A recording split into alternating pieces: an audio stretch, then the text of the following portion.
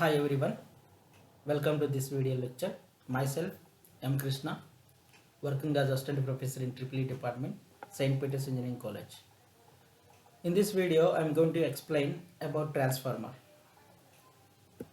Transformer is a static device that transfers an AC electrical energy from one circuit to another circuit without any change in frequency.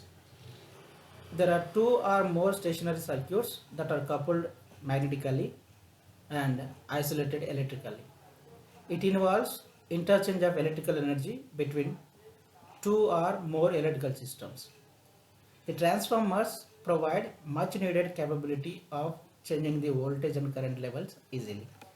They are used to step up generator voltage to an appropriate voltage level for power transmission. Stepping down transmission takes place in a distribution system using the transformer also with the voltage level at various substations. The construction of transformers, which includes the following parts: laminated core, winding, insulating materials, transformer oil, tap changers, oil conservator, breather, cooling tubes, we can call them as cooling reactors, then Buchholz relay, explosion vent. So among above all, a laminated core, winding, insulating materials are the primary parts which are there in all transformers. The rest of the parts can be seen only in transformers where the capacity of the transformer is more than 100 kVA. We'll see these parts one by one. First of all, we'll discuss about core. So the core acts as a supporting to the winding in the transformer. It is also provide a low reluctance path to the flow of magnetic flux which is produced by the applied voltage. It is made up of laminated soft iron core in order to reduce eddy current loss and hysteresis loss, what we call core losses.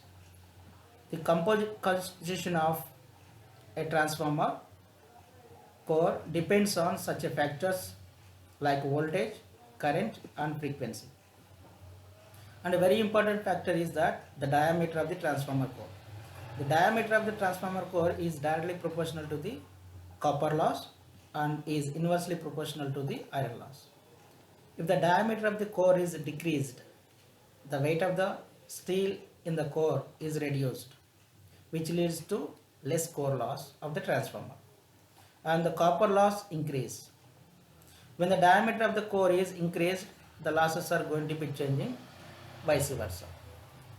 Coming to winding, which we are using in transformers, this is basically made up of copper material. Why only we are using copper material for the conduction? Means the copper has high conductivity. This minimizes losses as well as the amount of copper needed for the winding. And the copper has high ductility. This means it is easy to bend conductors into tight windings around the transformer's core, thus minimizes the amount of copper needed and the overall volume of the winding as well. Winding, exactly saying there are two sets of windings are presented in the transformer, and these windings are connected in series manner. Winding can be classified in two different ways. One is based on the input and output supply. The other one is based on the voltage ranges. We'll see these. First, based on the input and output supplies. These are called primary winding and secondary windings. The primary winding, which we are connecting input voltage to feed the transformer. The secondary winding is one where we are connecting the load. And coming to voltage range, high voltage winding, low voltage winding, we are calling that. High voltage winding means it is made up of copper conductor. The number of turns made shall be the multiple the number of turns in the low voltage winding. The conductor used will be the thinner than that of the low voltage winding. In case of low voltage winding, it consists of very few number of turns than the high voltage winding, and it is also made up of copper material, but the dimension, the thickness is less. This is because the current in the low voltage winding is higher than that of the high voltage winding. The input supply to the transformer can be applied from either low voltage side or high voltage side based on the requirement of the load. The third part is in the transformer is insulating material. Insulating paper or insulating cardboard are used in the transformer to isolate primary, secondary, and as well as the transformer core, each and every one. Transformer oil is another insulating material. Transformer oil performs two important functions. In addition to insulation function, it can also cool the core and core assembly. The transformer's core and winding must be completely immersed in the oil. Generally, hydrocarbon mineral oils are used as transformer oil. Oil contamination is a serious problem in case of transformer because the contamination robs the oil of its dielectric properties and it renders useless as an insulating medium. The other parts what we discussed are conservator, breather, and tap changer, cooling tube, Buchholz relay, explosion vents. These we are going to discuss, and we can see these type of parts when the transformer ratings are above the 100 kVA. So just we look at the these parts also. The first we'll see conservator. Conservator conserves the transformer oil. It is an airtight metallic cylindrical drum that is fitted in between the transformer tank and pipe. The transformer tank is connected to the conservator tank to flow the transformer oil. The conservator tank is vented to the atmosphere at the top, and the normal oil level is approximately in the middle of the conservator to allow the oil to expand and contract as the temperature varies. The conservator is connected to the main tank inside the transformer, which is completely filled with the transformer oil through a pipeline. Breather is a very important part for the transformer, as same as human being. For human being, the nose is a very important part to breathe in the air and breathe out the air. The same way, to breathe in the air, breathe out the air for the transformer, breather is using. The breather controls the moisture level in the transformer. Moisture can arise when temperature variations takes place, can cause expansion and contraction of the insulation oil, which is causes the pressure to change inside the conservator.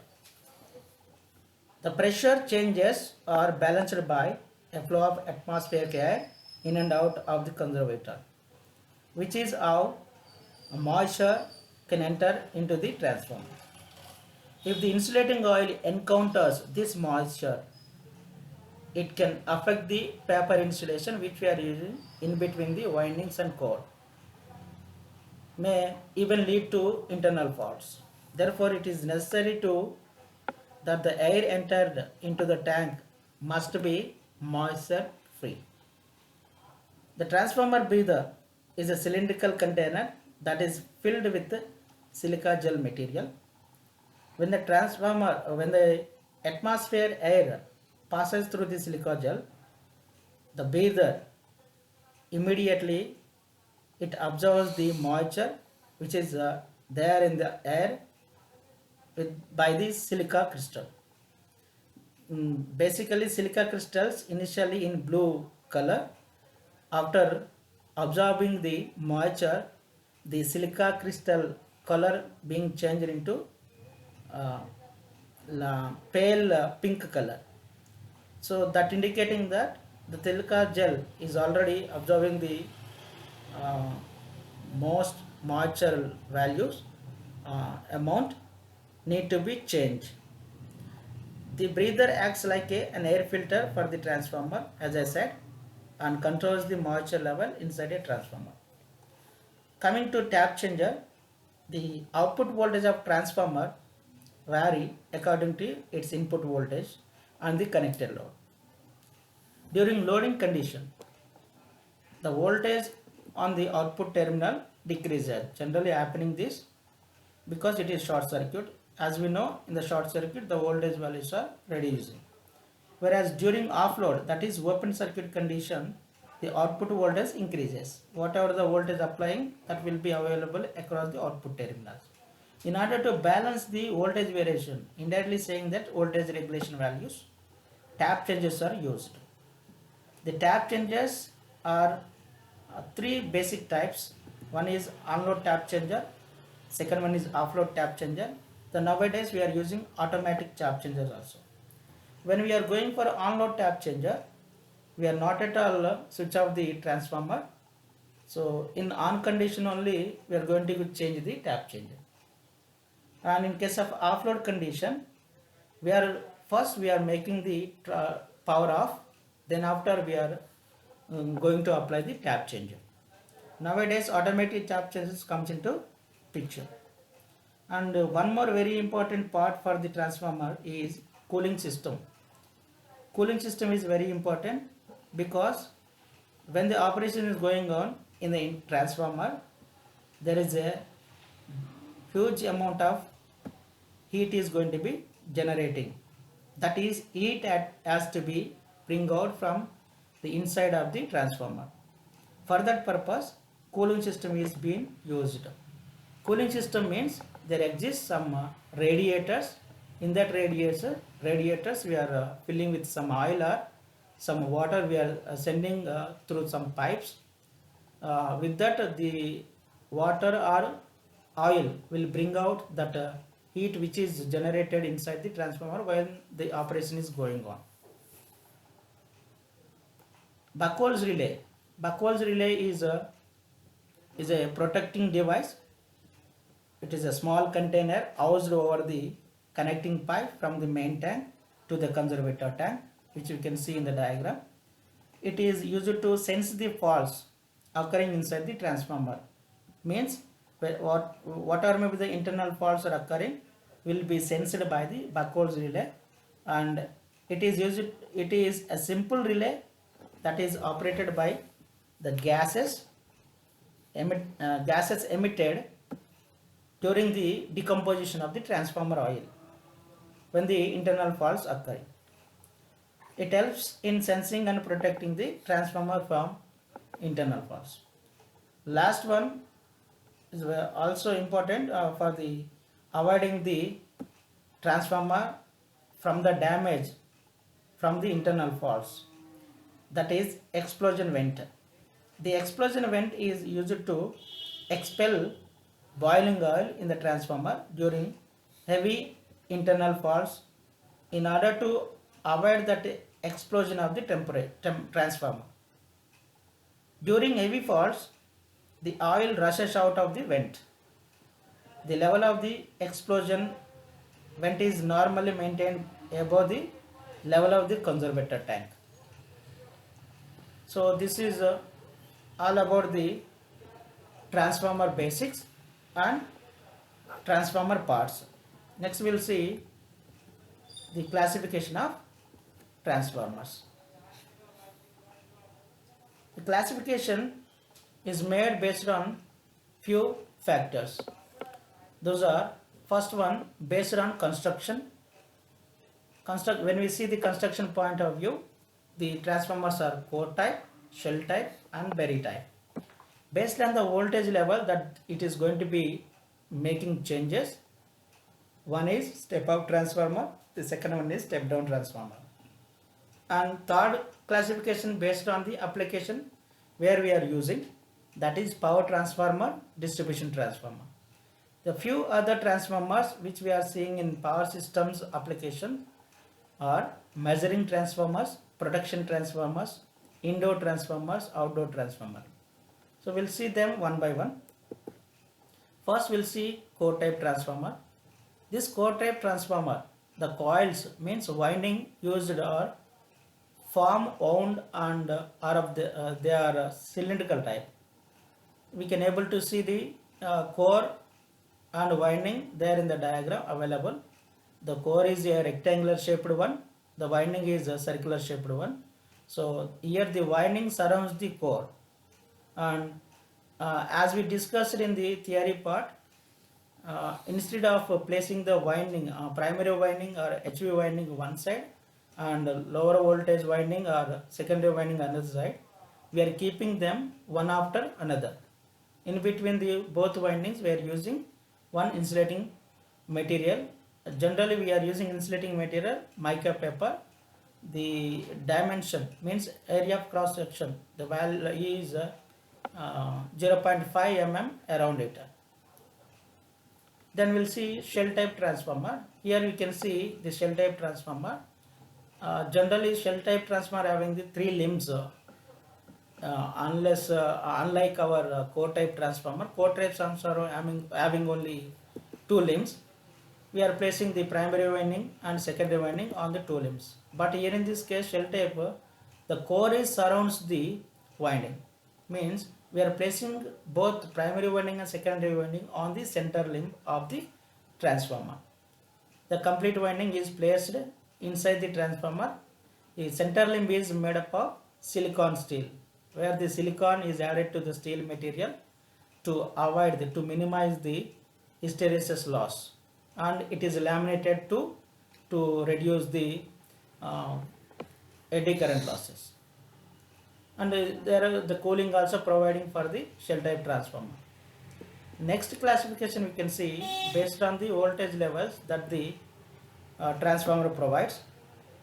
Those are step up transformer and step down transformer. We'll see step up transformer first.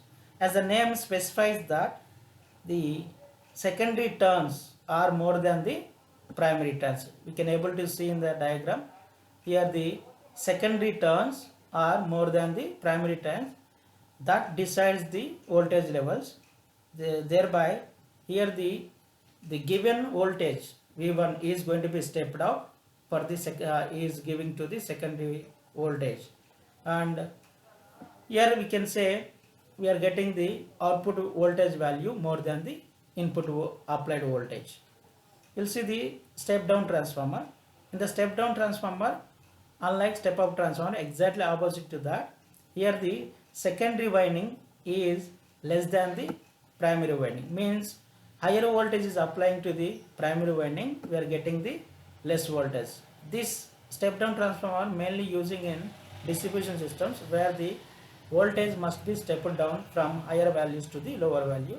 We can able to see that winding levels and V2 is less than V1 in the slide. Then we'll see the power transformer. Power transformers are used, they are in a big size, and it is the one transformer where we are using the generating stations to step up the generated voltage. The generated voltage generally we can have 11 kV, 13.3 kV, 6.6 kV in that range. But when we transfer the same amount of voltage to the long distances, it is going to be the losses are going to be increasing in the system, and when the losses are increasing, the system efficiency going to be reducing very much. That's why instead of going for higher current values, then we have to transfer the power with the high voltages. That's why whatever the voltage generated 11 or 13.3 is going to be stepped up to the 33 400 kV like that. And we'll see the distribution transformer. Distribution transformer is you can see in the diagram, that is, it is a we can say pole mounted transformer. It is using in distribution systems, where we are using to supply the power to the apartments, to the colleges, to the industries, like that. But those are all applications are running for the lower voltages, means 440 volt, 220 volt single phase supply. From the 11 kV onwards, we are using these type of transformers more and more. Here in this case, uh, the we are not able to get the more efficiency. They are running based on the 50 to 70% of efficiency. And the advantage with this transformers are small in size, easy to installation, having low magnetic losses, because the core which we are using in that transformer is less, and it is silicon used with silicon steel also, and it is not at all using always full loaded condition. Okay, we'll see the other transformers. Roughly we'll discuss them. The measurement transformer, they are used to measure the some electrical quantities like voltage and current, which we are able to see them in substations mainly. And as their name specified, these are classified as potential transformers and current transformers.